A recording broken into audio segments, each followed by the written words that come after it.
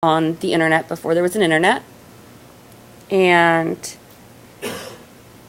I didn't prepare a speech. But we're going to talk about a few things you can do. Who here has no idea how to do anything on Twitter or is kind of like pretty much lost, beginner? Who here doesn't have a Twitter account? Who here needs me to show you how to set up a Twitter account? That's another topic. But let's assume you have one. It's really easy to sign up for one. I'm going to sign in. And we're going to do some cool things so you can get little birdies and NASA symbols on you, because I thought that would be fun. So there's a couple of things. No, never for the side. This would have been a little faster because I had it already on my computer. I have a little birdie on my shoulder right there. That's from the Space Tweep Society. To get that, you go to twibbin.com/join. Oh, because it's not logged in. You can log in with Twitter since I'm logged in. This is one way to get a little birdie and to spread the word. Whenever anyone who follows you sees that little birdie, then they can go and see what it is. And you can change the size and the description. NASA has one too. And we're going to go ahead and add one because I don't have the NASA one on there and I just found it.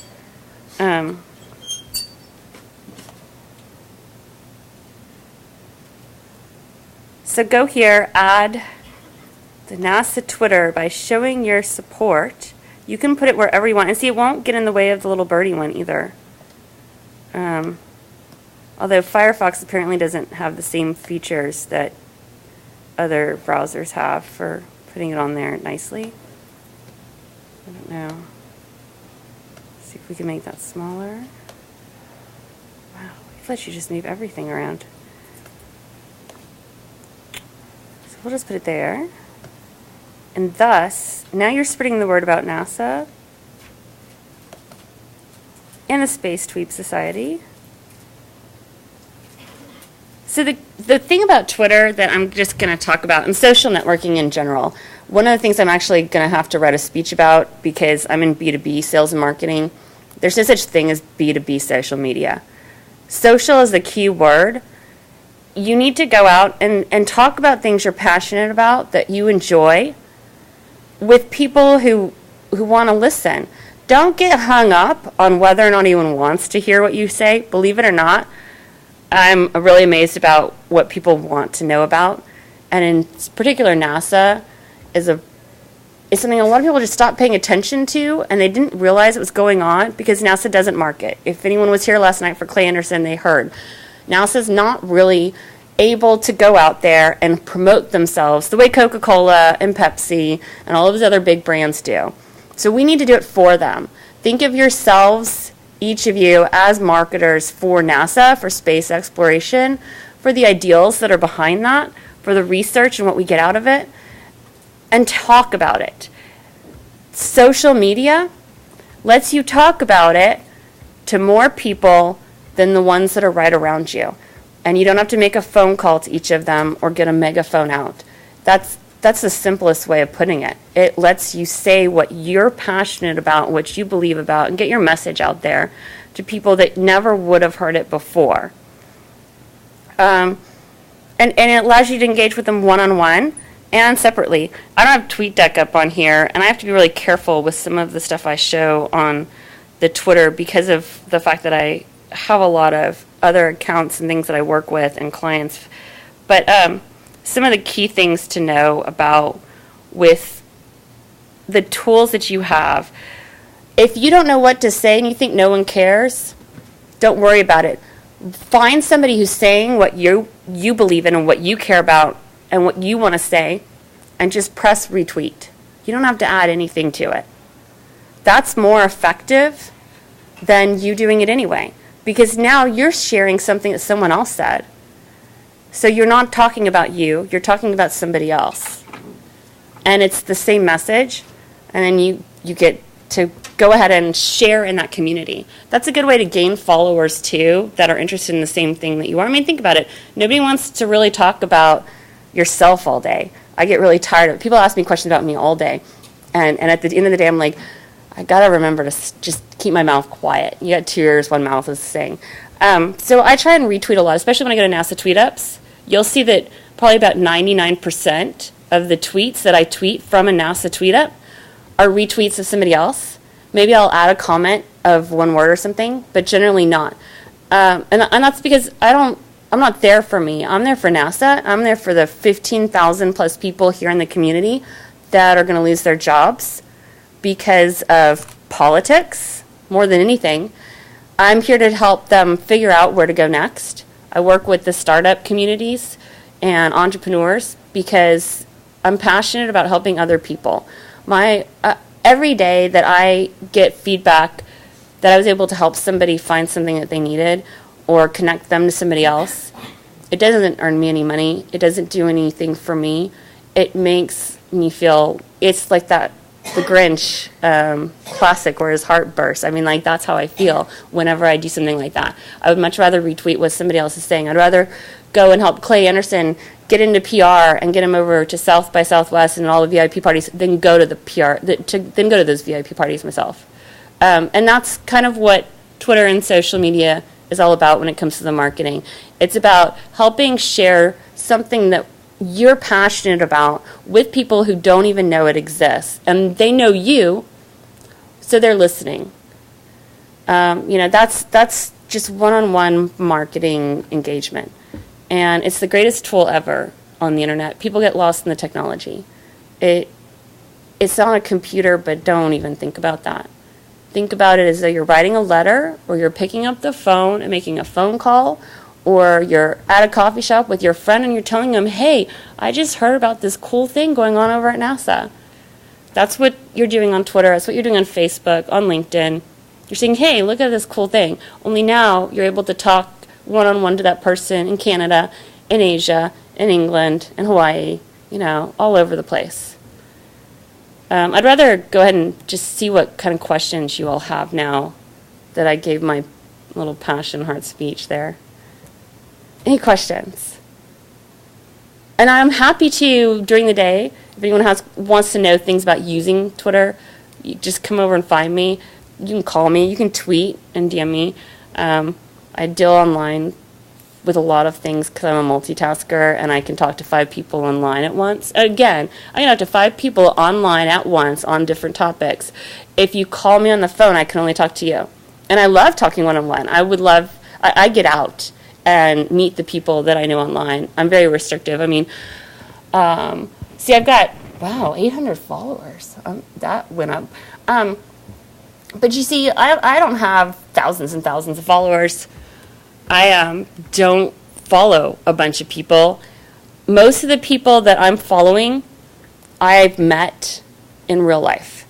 And the ones that I haven't, I'm trying to meet in real life. Facebook is even more restricted on there, but I don't use it that much because of the privacy settings. LinkedIn is where I have my professional colleagues. Twitter's more my passion and friends.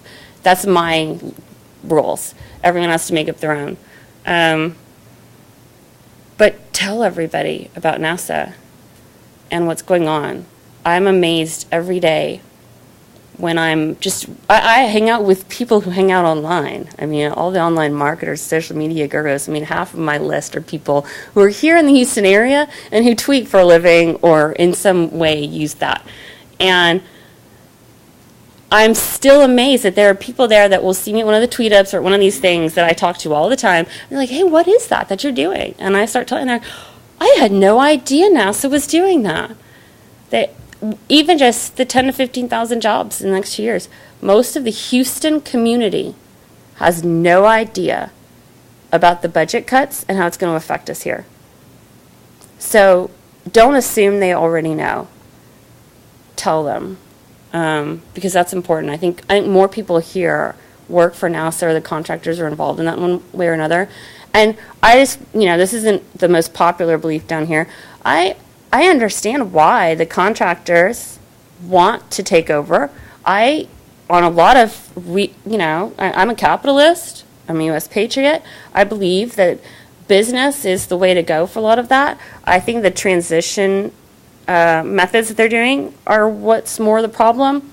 I don't think anyone else has done a terrible job by any means. I mean, look at what we've done. I want to keep seeing Americans do that is the key word, and I want to make sure that the Houston community doesn't fall victim to some of the same economic problems that other parts of the country are right now. So that's what I'm trying to help do, and that's what I tell people. And that's whatever your reasons for following NASA, for being interested in them, share that from your heart, and people will listen. Is that good? I don't know. How long are we supposed to go? Oh, I've got 4 more minutes. What do y'all want to know about? Facebook. Oh, where's Facebook? Here we go. I've got to sign into all this stuff. Is anyone on Facebook? Good. Good. I hate to say that because it used to be. I have some pictures on here y'all will see of my son and me when we were like a long time ago.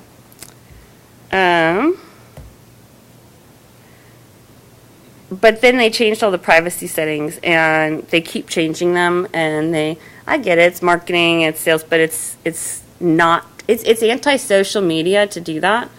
So I tweet, and it automatically posts to my Facebook because I have family who's not on Twitter and doesn't get it, and they would think I was dead if they didn't see Facebook updates regularly and would actually worry about me because they're all over and nobody's here, and I'm really busy and don't talk to people unless it's online. But you can come up here to this search thing. I saw the coolest thing earlier when I was doing this too. So search NASA. So then you see all of these different NASA things. You can go on there and follow them. So here's one of a news report about them where they're trying to talk about keeping that. This is something you could tweet about. Like the weighing the plans. You can find out so much information by searching for these things and share it. Look at that picture too. I hadn't clicked on it yet. I get really enthusiastic about search engine results.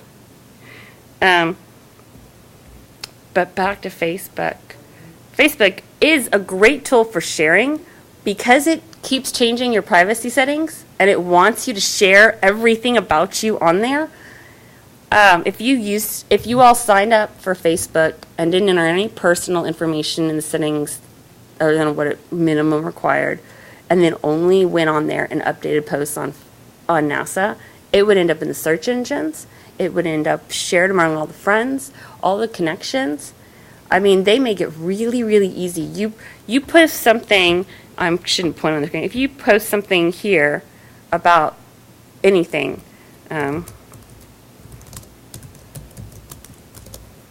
mean, basically everyone who follows me, and because my settings are pretty open on here because I don't use it for anything other than to help my friends and to talk about this stuff, pretty much like 3,000 people are going to have that show up somewhere along their walls.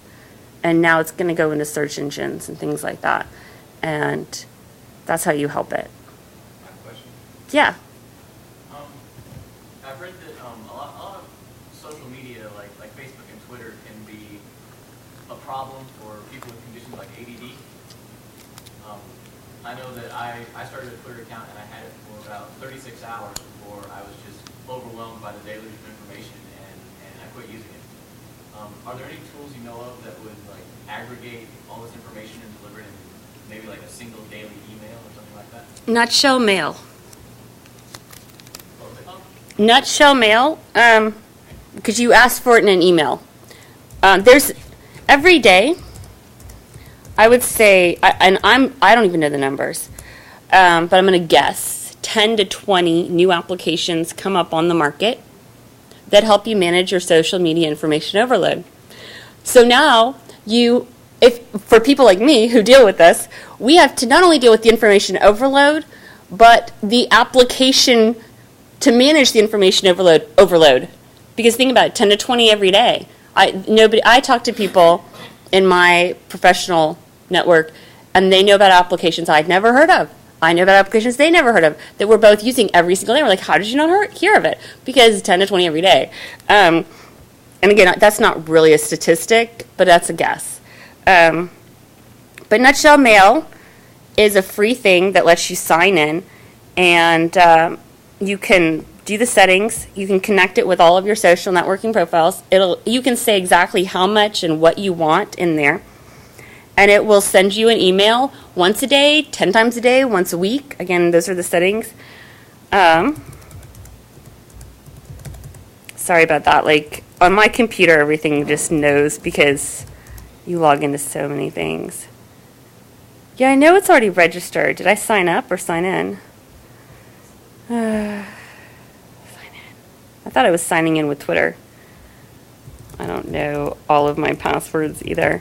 There are actually things that I have profiles with that I don't know I have profiles with until someone mentions it again, because I haven't used it in a year after I signed up. And so see, you can add your social media accounts here. Doesn't sound like what I do. Managing the accounts again. Let me see what this does. Nutshell Mail, when you create it, and it lets you, you click on them to add the service to the account. And then it's got delivery times. So see, I have them deliver Monday, Wednesday, and Friday. I don't actually pay much attention to Nutshell Mail personally, other than the fact that I know the guy who developed it and sold it to Constant Contact is now a bazillionaire. And then you see, so you can have them every single day. I shouldn't use the mouse. Every single day, once a week, whatever. AM schedule, PM, these are the delivery times. So it will deliver Monday, Wednesday, and Friday to me at 4 p.m. Somewhere it will have like a sample on here about what it looks like, I think. Well, they just sold their thing to Constant Contact, and Constant Contact is a subscription service, and everyone here who gets a newsletter, probably one of the newsletters that they get will say in there, brought to you by Constant Contact. Companies who use Constant Contact pay for that. The way that a lot of these online sites work, and if you are at all involved in anything technical in particular, you've gone to a website, get a free a white paper if you give us your email, that kind of thing. Giving out free things leads to you wanting to buy, typically, or you telling other people who want to buy. So that's how they get the word out. So this part is free. They do have really involved, like, for example, as somebody who does this for a living and manages 8 different Twitter accounts sometimes or more, I have to pay to do more than one. Does that make sense? Like, you guys will only have one, but I'm managing my clients and associations and things like that, so I have multiple. So I have to pay for pro account. But I don't with Nutshell because I don't do that. But they have to have like a sample on here. Let me just go to my Gmail. There are a lot of, I'm running a huge risk here by opening my Gmail on the screen too, because we'll do that. Sometimes I save things. Gmail is great for saving. So here we go. Here's a sample from April. Encrypted. Ooh. But so the email that I get from this one, and it tells me on here there's 50 new items, 100 new tweets, 0 LinkedIn's. This is back in April. No one's using LinkedIn. And so it just will summarize what's going on the updates, and they're all hyperlinked, so you can click on them and go actually see the real one. And then you can also comment, like, share, and reply from them. And so this helps kind of aggregate it. It even lets you say how many of the most recent Facebook updates do you want when you're in the settings on Nutshell. Right, because, that way the 50 most important. Trying to figure out where it shows that one. But I don't know. I don't use it as the problem. When you customize. Yeah, but you can customize. Oh, maybe that's right. See, people are paying attention. I haven't, like, I see them 3 times a week and delete them. I don't even read the emails. I get 20 to 30 emails a day. I mean, an hour. I counted. Except on Sundays when I get, like, only 30 that day. So, see, I have them set with these, like, tagged photos. I don't get more than 5 per email. I don't get more than 10 birthdays. I don't get more than 20 friend requests. And I can do that for each of my accounts. And that lets you manage the information overload.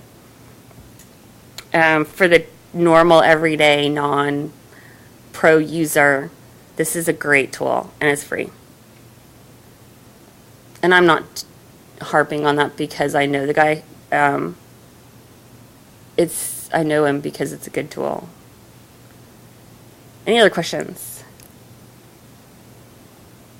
TweetDeck is great too. Hootsuite, I think, has some good options, although that's more once you're going to go pro. The key to remember about social media is when be yourself, remember it's forever. The Smithsonian is now saving those tweets. Now, direct messages are private. They're not saving those. Everything else, they are storing forever and ever and ever. Anything that you put on the internet is forever. You have about 10 to 20 seconds, depending on the timeline, because the crawlers are going in there and storing it. You can actually, because you can, if you tweet something, you can delete it. If you wait longer than 30 to 60 seconds to delete it, it's stored somewhere. It's not actually deleted. It's deleted from Twitter, but it's archived somewhere else. So think before you push enter. There's the option, you can go into your settings where enter creates a new space in the line instead of sending. Highly encouraged. Know where your delete button is so you can do it really fast. What do you mean by new space in the line? Well, like when you push enter in a Word document, it goes to the next page, the next line. Or in like AIM chats and things like that, you push enter, it sends. It's a setting you can toggle in some of those features. Try and make it create the space, because there's times when just out of habit, because I'm always typing, I'll push enter for sending, and it'll create a new break. I'd rather have that happen than me push enter and it send when I wasn't ready for it yet. Because again, you get literally like 30 seconds before the search engine guys have it. The internet's not really a scary place as long as, think about it. You don't walk outside your front yard in your underwear, or maybe you do, but most people don't, or unless you don't tweet in your underwear. So keep that in mind. It's public. Even if it says it's private, it's public. Keep that, think about it that way every time. And then, because if you're talking about NASA, if you're talking about the things you're passionate about, I don't talk about what I eat most of the time. Every now and then, it'll be something special, and then there'll be a food pic or something. Like, there's going to be pictures of the Einstein chocolate chip things, But, keep it in mind what you're passionate about. And now the foodies, they do tweet about it. Because that's what they do. That's what they're passionate about. I usually tweet about NASA, startups, entrepreneurship, online marketing, my friends. I talk to my friends on Twitter because it's a great way to keep up with them. That's how I got onto Twitter, is one of my friends was traveling all of the time, and the only way I could know where she was and find out where she was and talk to her was to send her a tweet, because she was too busy otherwise. Sometimes we get busy, and it's a good way to keep up with people. Do you attach your location to your tweets? I don't. I have that turned off. And my new camera, in fact, geotags things, and I turn that off when I'm taking pictures at home. You have to be really conscientious about that kind of stuff. And I live in a high-rise downtown. I tell everyone where I live. It's got a doorman and locked doors and stuff like that, but that doesn't mean anything. So I still try not to do that. And I do tweet when I'm going to NASA tweet-ups, so people know I'm not home. But I have to tweet from NASA tweet-ups because I need to spread the word about this. And so when I am at the grocery store near my neighborhood, I don't check in because that's my neighborhood grocery store. I don't want people to know that. I mean, I don't care if you all know. I shop at the Randalls downtown. But when I'm there and when I'm, because I don't know, somebody out there might find that I am somehow predictable. And just in case I am predictable, I don't want someone knowing that pattern. It's the same with my runs, and I don't ever tweet where I'm running because I run alone and I'm a distance runner. I usually run during the day, but sometimes it's dark, sometimes it's like 4 in the morning. I don't want anyone knowing my running patterns and things like that. When I'm with my son, doesn't happen. I've got pictures of him on Flickr with his head cut off in the picture, because I get invited to something like this one. I mean, there will probably end up with a picture of him with astronaut Clay Anderson from last night on there. I think that's important to show, but it'll be tagged completely differently, and it won't have all the names and things like that on there. I won't mention in it that it's the birthday and all of that, so that, but most of the time when I go to the Children's Museum events and the Natural Science Museum events with him, and they give us stuff, and they play with him, and he's great. Cindy can attest. I am blessed with this child that is social as well. Pack your swag bags. He did. He's 4. Yes, he's 4 today. So he was 3 still with but yeah, it's you've got to be very careful about that. But now here's the other thing. You guys probably don't have a bunch of followers that are in the online marketing.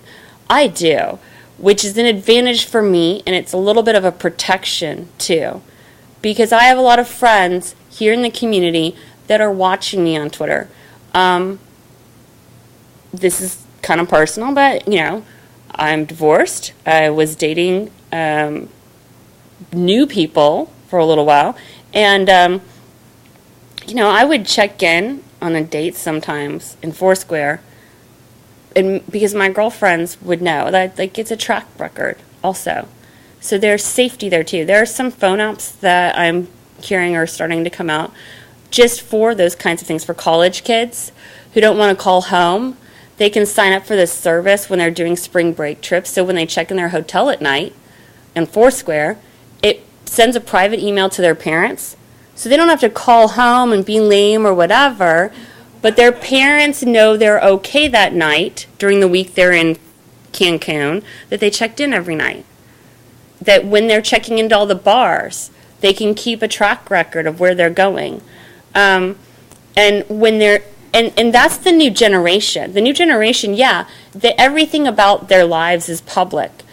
That also protects you in your community if you are doing the community interaction.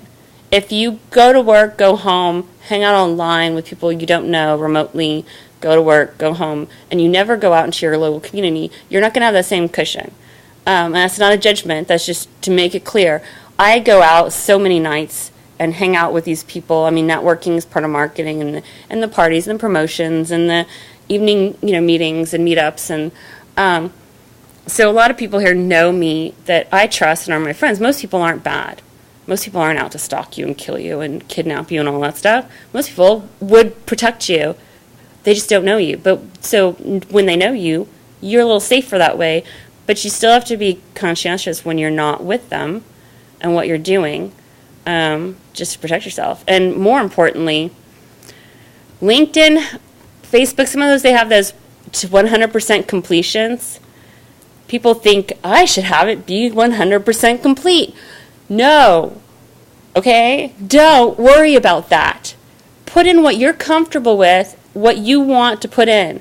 That 100% complete, that's marketers collecting research on you to market to you. The salespeople wanting to sell you something. They make you think, 100%, yay, you get a prize. Yeah, because you just made our day. Because now we can pay less for that through some other research, and we don't have to come out and do those surveys and interviews. You just gave us everything. Google knows everything about all of you. Google's going to become a world power because of that. Because information, content, that kind of thing, That's the new economy. It really is. So don't feel like you have to give out that information just to get to the next step.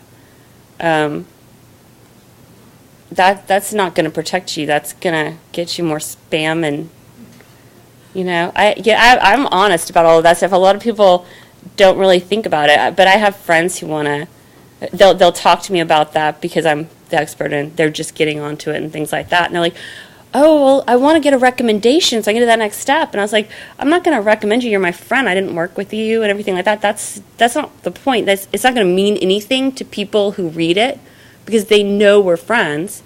And he's like, but it's 100%. It's like, well, yeah, but now what are you doing? You're just giving them more information about you. That's all it is. They just want to make you feel good, so it's a psychological game. Ignore that stuff. On the topic of marketing, I've seen programs like in Google Chrome or Firefox you can block out all the sign ads. Is there an ethics to that? To blocking out the ads? Yeah. If they bother, you block them out. What do you mean ethics? Like ad block. I'm just confused on the question because in my opinion, if somebody's marketing to you with advertisements and you don't want to pay attention, I think you should have the right to turn that off. I don't see what's unethical about that. I think that maybe these programs aren't supposed, maybe they're like, white hat is the word? They were hacked, kind of created, is what you're saying maybe? It's no less ethical than a DVR. Fast forwarding through commercials. Fast forwarding through commercials. You I still mean- can't change culture because so if they can't get the ad revenue, they're gonna have to find another way to get revenue. So something will have to give. So what you're getting for free today is actually free. You're getting ads. Yes, but here's the alternative, and I want to just talk about Hulu has these different, shorter commercials, fewer of them. They have those options where you can watch a commercial at the beginning and then commercial free. So if they see you don't want interruptions that you didn't ask for, they will find ways. But the smart ones and the ones that will continue to be successful will find ways to be invited in instead of forcing the message. So on the ethics question, I think if you put up that ad block and they find a way to still show their ad around there, they're the ones with the ethics problem, not you. Just from that standpoint, that's my own opinion. It's the same thing with the do not call list. Everyone was complaining in the telemarketing realm and the sales realm when they passed that. Oh, our businesses are screwed, whatever. Well, they're all still out there. They're still doing it. And people aren't having their dinners interrupted. So yay. I mean, I think those are good things. I think you're not going to pay attention or you're going to hate them. There's one Hulu ad. I don't know the company, but every time it comes on, it might not even be Hulu, but there's one out on because I don't watch TV except NASA TV. I watch internet. But one of them, it gets really loud. I mute it immediately. I don't know what company it is. It's in a bar. I know that I do not like it. And if I ever did pay attention to it enough to see what company it was, I'd probably write them a nasty letter. So it's better I just mute it. But you shouldn't have your day interrupted by any of this. This social media for me is and always has been about getting to meet new people. Because I think that's awesome. I think every time I meet somebody and find out what they do and who they are and what they're passionate about, I've enriched my life. So that's why I do it. And yes, Twitter right now is still mostly ad-free. They're finding ways, around some of that, but I like that part about it. I like that I'm not getting spammed with ads when I'm on there, that I'm talking to and reading things that I want to talk about and learn about and engage with.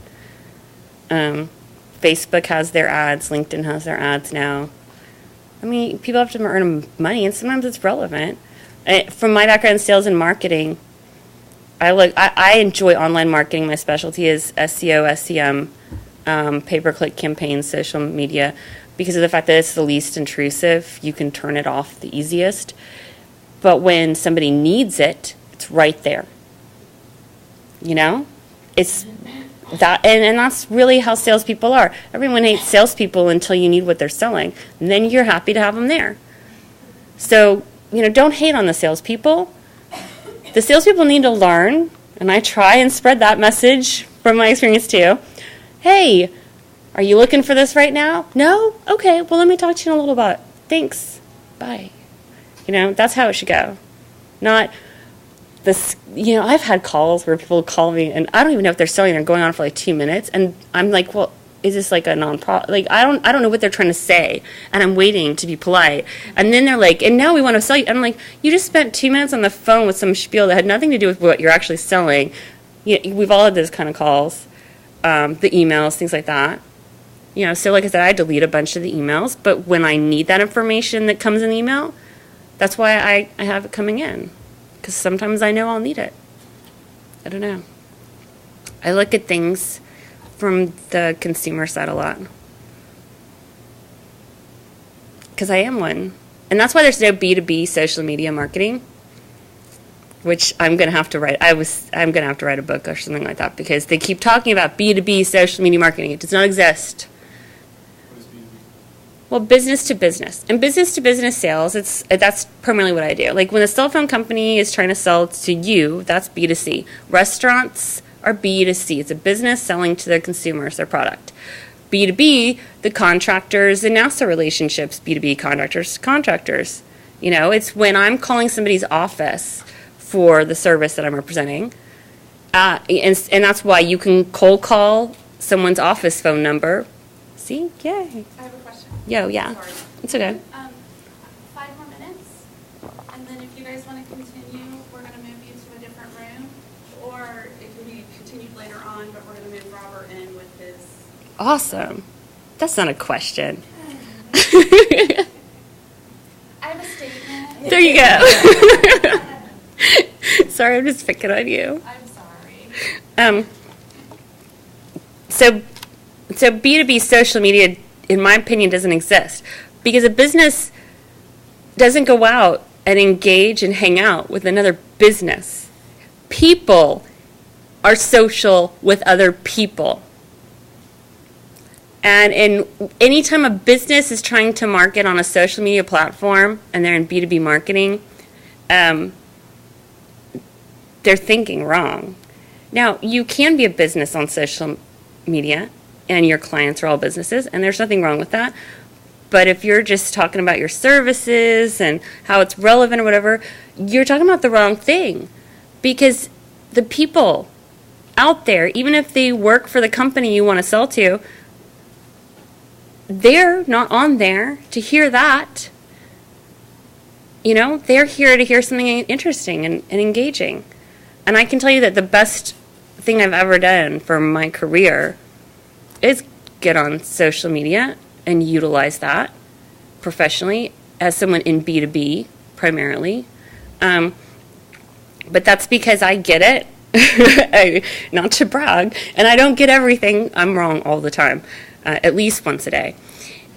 Probably, I mean, probably more than that. So like I don't really keep track of numbers, but it's really key. I mean, I don't go out and talk to somebody because I want to sell them something. I talk to the people who have something in common and who are interesting. And again, like I said, the people that I follow on Twitter, sometimes I do follow somebody back who I don't, because I know who they are and I respect what they are and they follow me.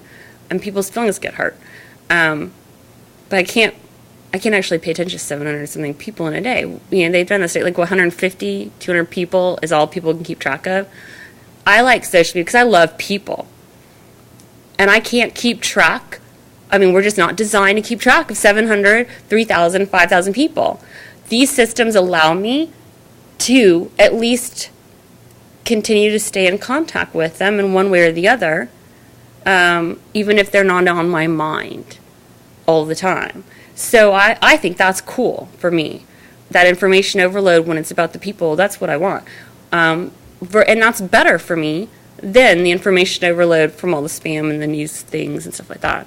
But yeah, I mean, I have a different view, I guess, than some people. But when I was in the first grade, we got a computer at my house that had a 1200 baud modem. It was an IBM, back when IBM made computers for the house. And Super EVGA color monitor, 64 kilobytes of onboard RAM. Dude, this thing was awesome. And I started learning how to dial into the bulletin boards in elementary school and junior high. We got a 2400 baud modem. Then I remember, and I went to college early, but the Unix servers at school, the news groups and everything, and I was still dialing into some of the things, and they started to say, you can also find us at, and they had these IP addresses. One day my son is going to be like, oh, come on, Mom, or my grandkids are like, stop telling the story. But to me, I have that memory right then, and I remember seeing that, and I was like, I have no idea what that means. And they're like, and then they, that shortly thereafter, the messages were like, you will soon no longer be able to dial in. You will have to reach us here. Okay, so that's the internet. That's the birth of it. That was long before Google, Yahoo, all of that stuff. That is the coolest memory I think I can ever have. NASA brought that stuff out here. Unix servers and the history. I've got a paper somewhere. I should upload it. All about the history of languages. NASA, the government, the U.S. government, and the military and NASA, those programs are what brought us the internet. We wouldn't have any of this without it. It wasn't Al Gore? No. Was Al Gore even doing anything back then? What was he doing in 94 and 95? Anyone Google it? I don't know. I don't know anything about Al Gore except that he... Huh? He was part of making it happen. It just wasn't all him. Well, but it's a lot of the tools that we have. A lot of, the companies down here that we have with Boeing and... I don't know anything about space contractors, SpaceX, but I do know sci-fi. Bradbury, Asimov, Sagan, Robert Niven. They all had dreams in their books about things that are now real, and the things that they dreamed about that aren't real yet are very close to real. And so for me, again, the people, the psychology of it all, we, out of just our imaginations, dreamt about something that people at that time were like, oh, that's just totally out there. How crazy, that's not real. That not only exists, but we've gone beyond some of that. So people, if you think that you as an individual don't make a difference, I mean, I've watched people make a difference as one person. Every single day I watch people make a difference all by themselves. And if all of you are out there talking about this, you make a difference. The budget cuts, those are still being debated politically right now because of NASA tweet-ups and because of the people here at SpaceUp Houston, SpaceUp San Diego, all of the people who are out there talking about this and sharing it and writing letters, and now, because the politicians are all on there, they're watching us. Obama, I'm always surprised on LinkedIn with, people who have viewed this profile, and Obama's one of them, he's on there. So they do pay attention, and the votes matter, and people talking about it matters. And every single one of you can say something or retweet something that somebody else said, and they're watching, and that keeps going. You retweet it, somebody else does. And so what started out as one becomes many. So it does matter. And social media allows you to do that for free. You don't have to buy a commercial. And it's 5 minutes. I'm good, go. Cindy has an announcement. I'm cutting you off. Just like your son. And it's the popcorn and the headless child. It's the best image. I feel so horrible every time I look at it too. No, later, put it back up on the board, but since the lecture hall is in such demand. I know. You gave me the big room. I'm so flattered. I knew, well, I knew you needed the screen, and so I only want a screen.